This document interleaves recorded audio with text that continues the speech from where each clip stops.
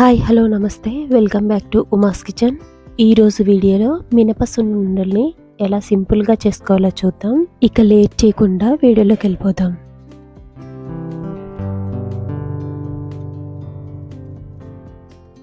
ముందుగా స్టవ్ మీద ఒక దల్సరిగా ఉన్న ప్యాన్ పెట్టుకోవాలి. స్టవ్ని లో ఫ్లేమ్లోనే ఉంచుకొని 1 కప్పు వరకు మినపగుళ్ళు, 3/4 కప్పు వరకు పొట్టు మినపప్పును వేసుకోవాలి.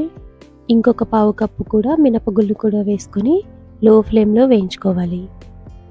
మీకు కావాలనుకుంటే పొట్టు మినపప్పు బదులుగా 2 కప్పులు మినపగుళ్ళే వేసుకొని చేసుకోవచ్చు. మినపప్పుని ఇలా కదుపుకుంటూ లో ఫ్లేమ్లోనే వేయించుకోవాలి.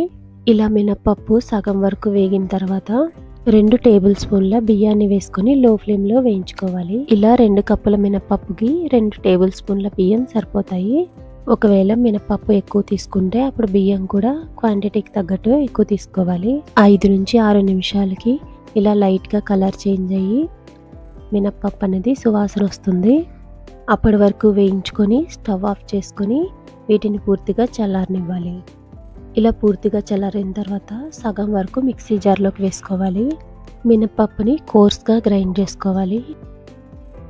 ఇలా ఒక్కసారి వేసిన తర్వాత కొంచెం బరకగా ఉంటుంది. ఇందులోకి 1 కప్పు వరకు తరిగిన బెల్లాన్ని వేసుకోవాలి. 1 కప్పు మినపప్పుకి 1 కప్పు బెల్లం అయితే కరెక్ట్గా సరిపోతుంది. స్వీట్ ఎక్కువ కావాలనుకుంటే ఇంకొక 1/4 కప్పు బెల్లాన్ని ఎక్కువ వేసుకోండి. ఇలా బెల్లం వేసిన తర్వాత కూడా ఇంకొకసారి కోర్స్గా గ్రైండ్ చేసుకుంటే సరిపోతుంది. వీటిని ఒక ప్లేట్లోకి తీసుకొని పక్కన పెట్టేసుకుందాం. ఇప్పుడు మిగిలిన పప్పు కూడా వేసేసుకోవాలి. అలాగే బెల్లాన్ని కూడా వేసుకొని 1/2 స్పూన్ యాలకుల పొడి కూడా వేసుకోవాలి. వీటిని కూడా కోర్స్గా గ్రైండ్ చేసుకొని ప్లేట్లోకి తీసేసుకోవాలి. ఇప్పుడు మొత్తం బాగా కలిసేటట్టు ఒకసారి కలిపేసుకోవాలి. ఇప్పుడు బాగా కాగబెట్టిన 1.5 కప్పు నెయ్యి తీసుకున్నానండి. నేను నెయ్యిని కరెక్ట్ కొలతతో తీసుకున్నాను. మీకు కావాలనుకుంటే నెయ్యి 2 కప్పుల వరకు వేసుకోవచ్చు. బాగా కాగబెట్టిన నెయ్యినే వేసుకోవాలి.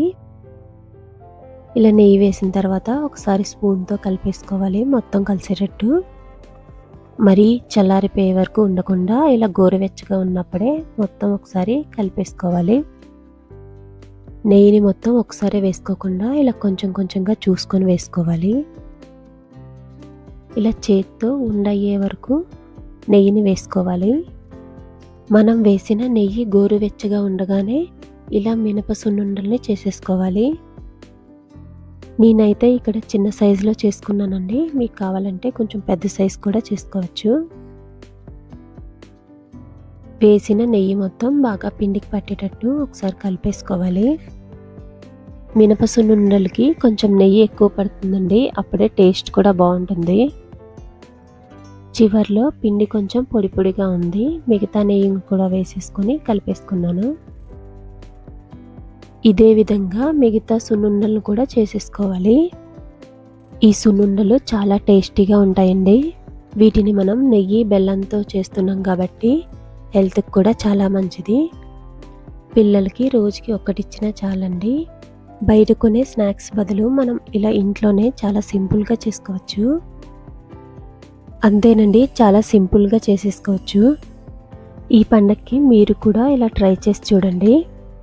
ఈ వీడియో మీకు నచ్చినట్టయితే లైక్ చేసి కామెంట్ చేయండి. మరిన్ని ఇలాంటి హెల్తీ అండ్ టేస్టీ రెసిపీస్ కోసం ఉమాస్ కిచెన్ ఛానల్ని సబ్స్క్రైబ్ చేసుకోండి. Thank you.